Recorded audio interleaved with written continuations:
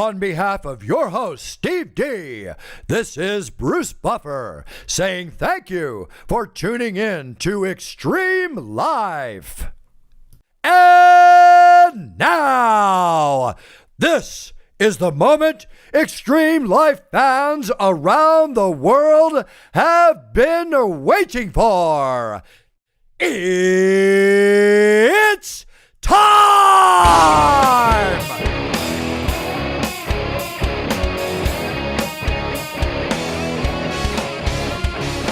Hi, welcome to the Xtreme Lyfe podcast. I am here with my man, Ray Flores. He is an awesome dude, good friend of mine, and you know what? He is also the PBC play-by-play guy. What else? What else are you up to, Ray? What else you got going on? Look, I'm doing Big Ten wrestling on the Big Ten Network. We got the Big Ten Championships this week.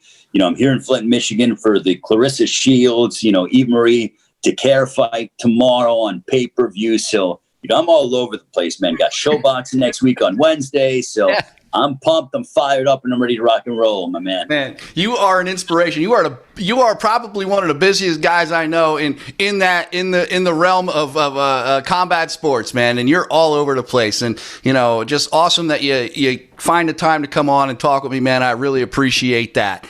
Oh, of course. And you know what, Steve? We got a big card on Saturday night. So after the Big Ten Championships are over, I'm going to go to my room. I'm going to lock it in out in State College at Penn State. I'm going to watch UFC 259. Oh, man. Let's get right into it. I mean, UFC 259, phenomenal card. I mean, this is probably one of the best cards I've seen in a while. I can't even go into how excited I am about this night. I know you're excited, too. Well, 3 world title fights. You kidding me? You got Amanda Nunez, you got Peter Yon, you got Adesanya. I mean, those are some big, big names in the world of combat sports and MMA. And, I am fired up to watch these athletes just go at it on Saturday. Oh, absolutely, man. And it all starts off, the main card, we're going to go right into the main card. It all starts off with Diego Santos versus Algerne Rekhik. What do you think about this fight? I mean, this is a good fight. Santos is 21-8. He's been around a long time. Phenomenal record, and then you got Alexander, who's 13-2, and also, these guys are just they're both light heavyweights. Phenomenal fight, I think. I'm excited about this one, and I think it's you have Alexander as the favorite, but I wouldn't sleep on Diego Santos.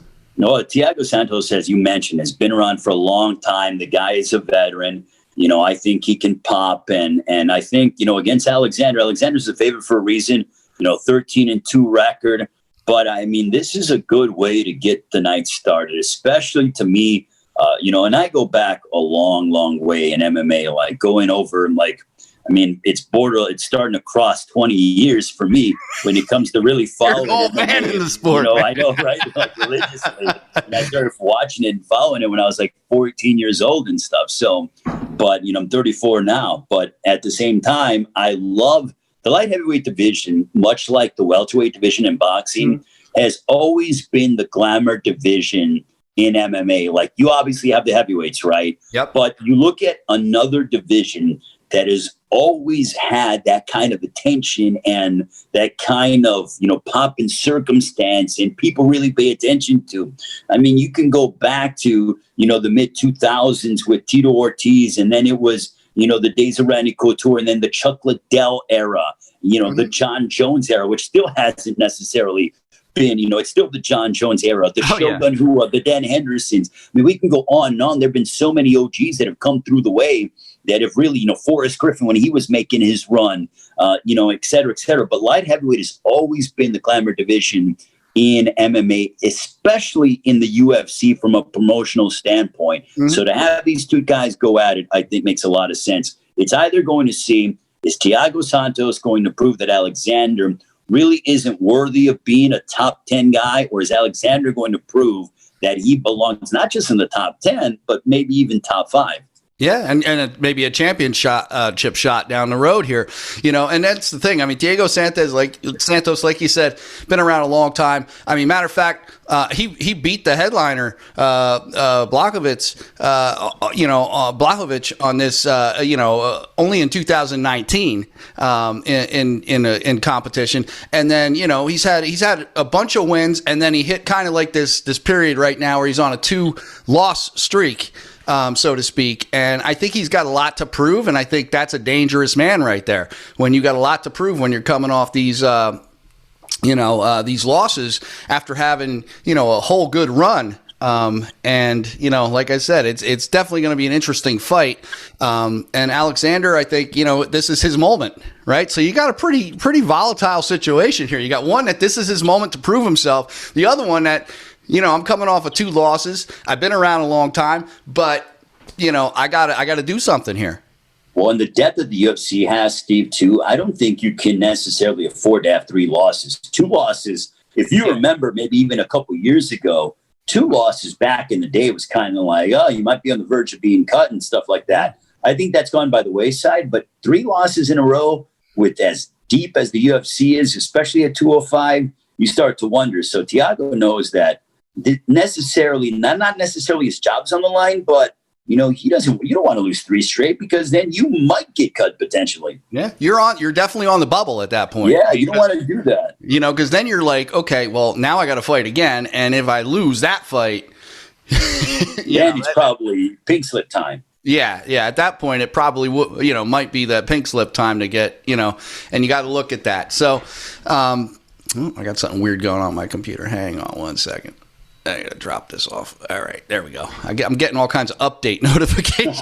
I'm like, what the heck is going on? I guess I gotta update my computer. So next on the card we have Makhachev versus Dauber. This is another good one, I think. And we got Islam, who is 18-1. He's been on a run, and then you got Dauber as well, who's also been around a really long time. I mean, he's been around a while. And has had a great career, but he's 23-9. What are your thoughts on this one? This is a good matchup. Look, I think it's a good matchup. I think Dauber's the kind of guy that could test Islam, but if Islam is for real, then he goes out there and makes a statement. I mean, and that's just, putting it out there. And I mean, people know that. So if Islam is really going to make a run at the title, then he's got to go out there and he's got to smash Dauber and really just prove that he belongs among the elite. And if you're Dauber, I mean, you go ahead and you upend this guy that has a great record, not just a good record, a great record. Great record, yeah. That puts you in the mix. Yeah, and I think he's another one. He has a couple wins that he's coming off a couple wins here, and I think he's looking for that other one to kind of put him back in that contention area. Which is what he really needs right now. And Islam Makhachev, I mean, he's a good finisher, man. He comes in there and he knows what to do. He knows how to do it, and he knows how to throw people off their game. And you could bet he's gonna be on his game that night. Well, what I like about this fight, Steve, is that you look at Islam, he's going to come and he's going to be looking for the finish. But when people have that mentality, and I think it's a great mentality to have, but they leave themselves exposed sometimes because they gamble. They become really aggressive. So if you're Dauber, you got to be understanding that you might get 1 or 2 opportunities to counter.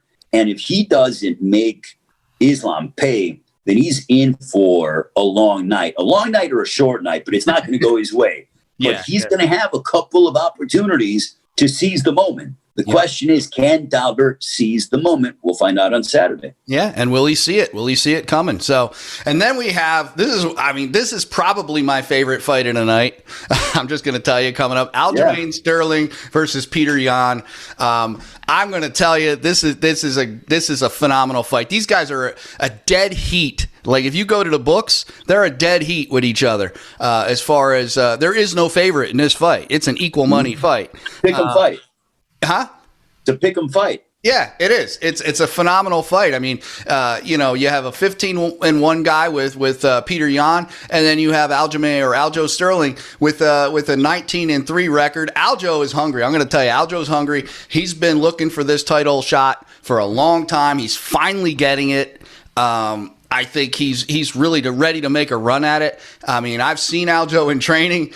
He's looking good. I mean, he can not only strike, but he can take you to the ground. And I mean, he trains with Matt Serra.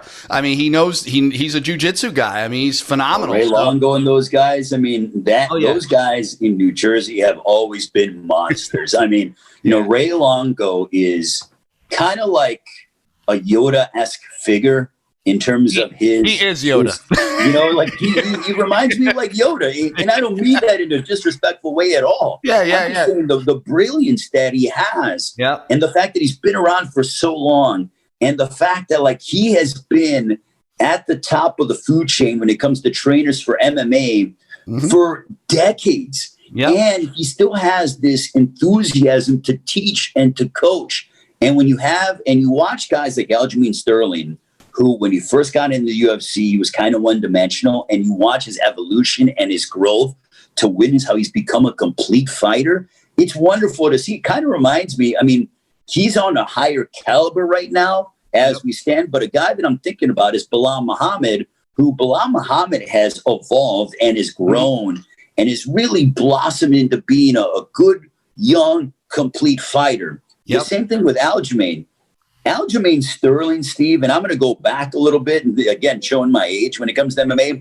He reminds me of a lighter Quentin Rampage Jackson. When it comes to his approach and his bravado and the theatrics. He doesn't have the one-punch knockout power like Rampage, but I love the chain that he has on around his neck. He's a vicious ground and pound guy. I love his slams. Like, I used to love Rampage slams when he pick you up and then just dump you down and boom, and then just start wailing away on you. Algerne has that kind of explosiveness. He's got heavy hips, but also he's a slick jiu-jitsu guy because he works with Matt Serra.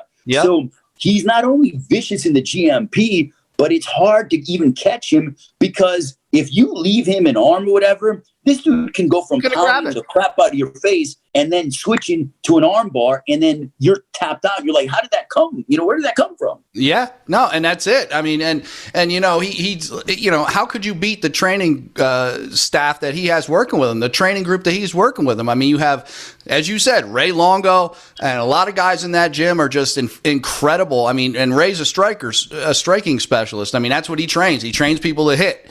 And then you got Matt Serra. So you have Team Serra Longo, and coming out of Law MMA. I mean, it's just a phenomenal pedigree right there for a fighter. And I think, you know, and I'm a little bit biased on this. I'm just going to be honest because, you know, I know those guys and you know, I've actually trained down there at times.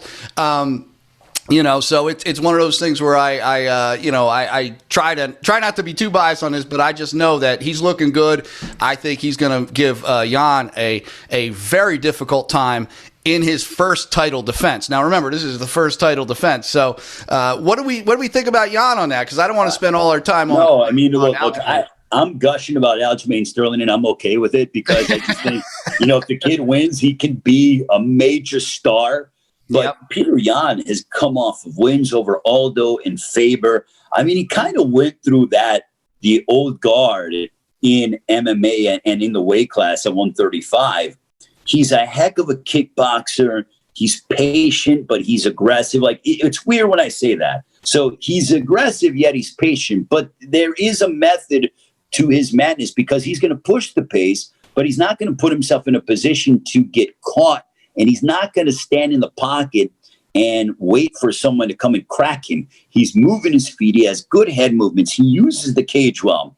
The key to this fight, in my opinion, Steve, is he's got to keep Algerne Sterling outside and really just pepper him with leg kicks and not allow Sterling to close the gap. If I'm Algerne Sterling, that horn sounds or the bell rings, whichever one they're using that very night, you want to go ahead and you want to jab, and then you want to go right for the double leg, and you want to push him against the fence, against the cage, and you want to go for that double leg. And I'm not saying to totally go to the ground and pound, because Algerne's got some good dirty boxing, but you got to smother Yon, because Yon gets a lot of leverage with his strikes, right? So he needs distance. And if you're Yan, you got to keep your distance to get the proper leverage, to get the velocity and maximize the force of the punches upon your opponent and the strikes. Yep. Sterling's got to close the gap. That's this fight. Distance for Yan, closing the distance for Sterling. Yeah, and like I said, if you look at this fight, you look at it on paper, it's pretty much anybody's game. I mean, this one,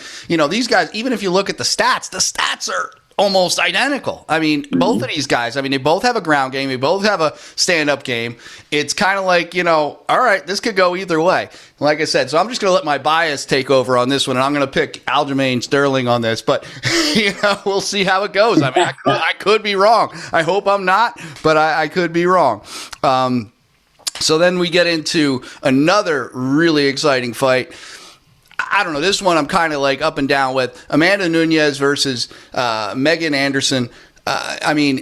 Megan's. I don't know if has Amanda Nunez ever fought such a tall fighter? She's 6 feet tall. I can't remember the last time. And Anderson, she's, by the way, like as a side note, she's a sweetheart because I worked with her on Invicta FC. She was, a cage side reporter, and she's just a sweetheart away from the octagon. But in that octagon, she's tall. She's mean inside that cage, and she can go to work. But again, and no knock on her, though, Steve, we're talking about the greatest women's mixed martial artist of all time. What Amanda Nunez has done is like, are you kidding me? Yeah. Yeah, no, Amanda Nunez is no doubt the GOAT when it comes to, female mixed martial arts. And you could take her and stack her up against just about anybody. You could stack her stats up against any man out there. She's just phenomenal. And she's another one. She could strike. She could hit hard. She knocks people out. She flattens them. But then she also, she's a no joke black belt in jiu-jitsu. And a legit one. She's not, she's another one that, you get, if she can go anywhere with this. And my question is, does Megan Anderson have enough in the tank to take out Amanda Nunez? Well, if she does, she better show it on Saturday, because the thing as I look at Amanda Nunez is there are no flaws to her game. Like with Rousey, even when Rousey was dominant and was doing her thing, there was always that question on, could she take a big shot? Could she absorb, and how's her chin, and how's her ability to fight someone who's a dynamic striker? Nunez has seen everything and anything. Now, what Anderson's going to have to do in order to win this fight, Steve, is she can't be intimidated, and she's going to have to out-hustle Amanda Nunez. And it's to the point to where she might get her face carved up, but she's got to be more aggressive and be pestering Amanda Nunez for the full 25 minutes. So she has to be of the mindset, I may not be able to hurt her, or I may not be able to knock her out. I may not be able to out-wrestle her and out-grapple her, but I'm going to outwork her on the feet and just jab, jab, jab. Use your height, use your range, use that center of the octagon and unload every combination, but at the same time, move your head and everything else. This is where, we were talking about it before we hit the air about, conditioning and, working out and stuff and dieting. This is when all that comes to play, because Anderson's going to have to be in the best shape of her life, which I think she is. And she's going to have to go out there. And that's the key to victory for Anderson is you're probably not going to knock her out, but you can outwork her. So can you outwork her? And also, can your chin absorb the big shots? Because she's going to have to get close to the fire, but not get burned in the process. But you're going to have to get close to the fire long enough to make you sweat. You'll probably be sweating a lot, but you can't get burned. Well, that's it. That's the trick with Amanda Nunez, I think. I don't think Megan's going to be able to knock her out, or I don't think she's going to be able to submit her. I don't think she's going to get either of those. I think her best shot is just to outpoint her in a long game and just keep the game long and be very smart, very chess game-like, and just, be able to, and you're going to take some hits. You're going to take some. Amanda's not going to sit back. She's going to come in. I think if I was Amanda Nunez, my game plan is to go in hard and just get close because she's a tall competitor. I didn't look at what the reach was, the reach difference. I'm guessing it might be a little bit more in Megan Anderson's favor, just because of the height advantage. I mean, she's a 6 foot tall girl. That's a tall girl. And you know, you got Amanda Nunez, who's 5'8". You know, that's a big height advantage there. But if you take someone to the ground, that height don't matter. So well, also Anderson better be watching. She better be careful not to change her levels. Because if she changes her levels and starts to go mid to low, you better believe Amanda Nunez is going to load up a knee and try to go right after that chin. So she better be mindful. She's got to fight tall. Tall, use head movement, and use your angles if you're Anderson to stay away from danger from Amanda Nunez, because she can knock you off from a variety of different positions. Oh, and she comes at you from these angles that, you know, you won't even see it coming. I mean, Amanda's just got that, you know, and I think you're absolutely right. She needs to use that height and the distance to her advantage if she can manage to keep it there. So we'll see what happens. I'm excited about it, but like I said, I don't know. I don't know if this is just another, I mean, Amanda Nunez is the massive favorite in this fight, as you would expect to be. But, you know, Megan Anderson, I don't sleep on anybody, you know? I mean, no. I think anybody in MMA is just one bad move away from getting knocked out.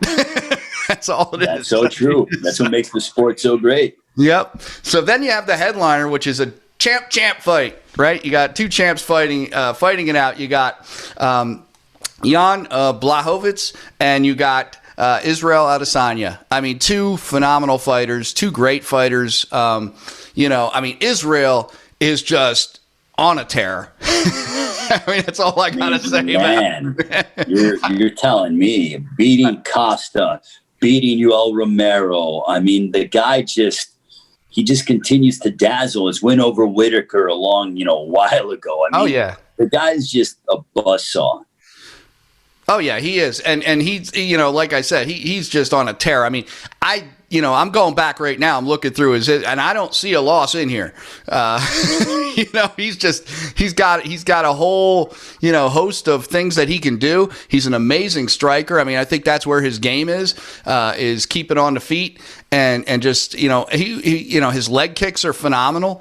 I mean, I think that's what really makes it. If I was him, that's what I'd be doing. I'd be like, let me load up on these leg kicks, and I'm going to just bust that leg up to where Blachowicz can't get mobile. I want to take away his mobility, because Blachowicz can move. I mean, Blachowicz is one of those guys that, you know, he's a big guy, but, you know, I mean, he's a light heavyweight, but, you know, he also can move a bit like a middleweight, which is interesting.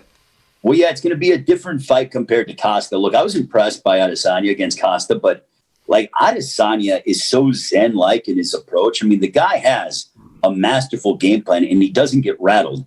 I mean, the one thing that people fail to realize when it comes to combat sports, whether it's MMA, whether it's kickboxing, whether it's boxing, is there's such a mental approach to it. And the reason why I bring this up is that when you're a prize fighter, it all depends on how you can handle the responsibility, the lights, the media obligations, but also when that door shuts and when that bell rings, can you handle the pressure of another world-class fighter?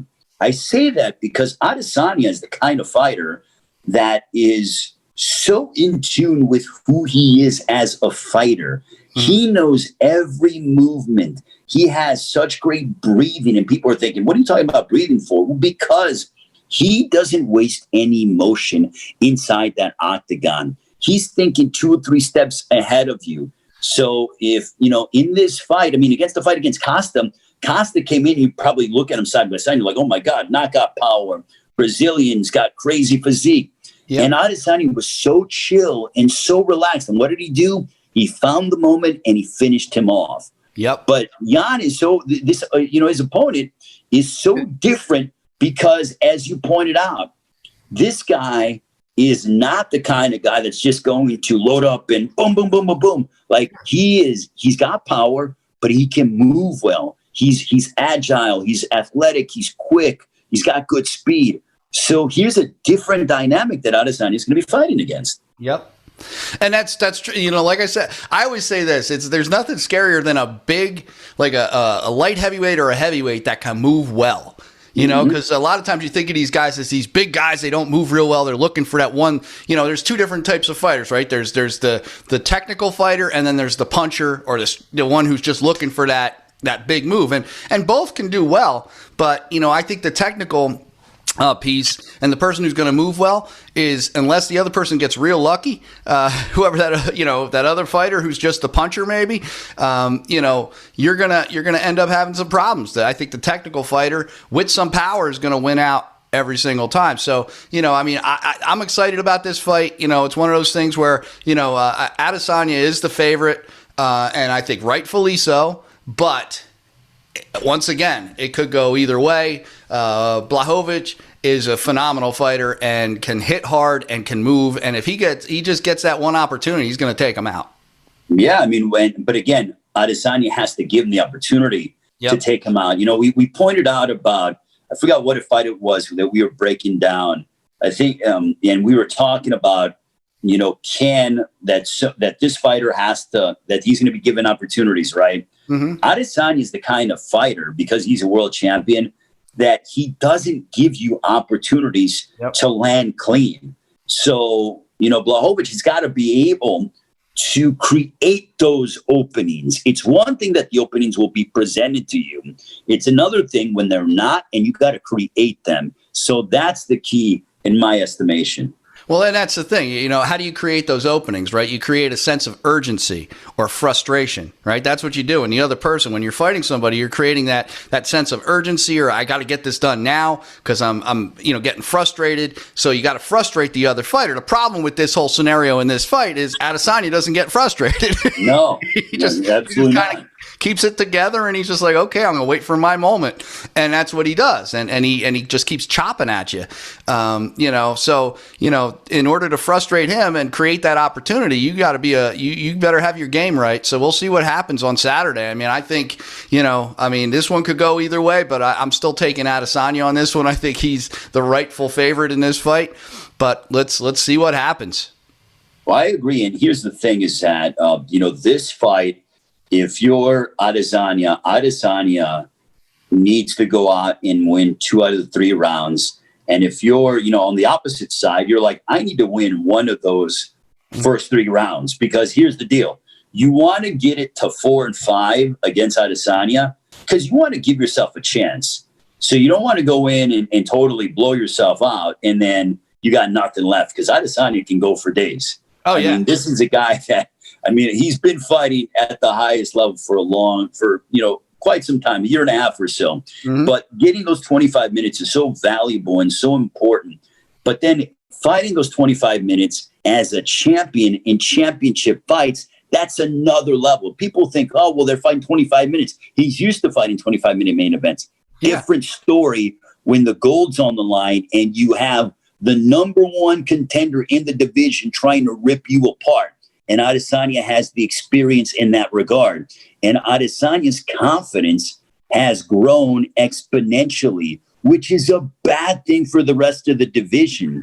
And it's all, I mean, a lot of this stuff is all about confidence and demeanor. You're seeing Adesanya take some gambles, but they're calculated gambles and then so unorthodox moves because he knows he can get away with it. And he has the belief that he can get away with it, and he does it, and it catches guys off guard. So I think Izzy is so different and unique and special, and it's going to take a special fighter to try to derail him. We'll find out on Saturday night if, you know, that'll be the case. That's it. Let's see what happens, man. I'm excited. It's going to be a great night. UFC 259, exciting night, Saturday night. I think the prelims start at 7 Eastern Standard Time. I think, I don't quote me on that, but I think that's what it is. I don't know for sure, but it's going to be a phenomenal night. And anybody who loves MMA and UFC needs to be watching these fights, because they're going to be incredible. It's like I said when we first started tonight,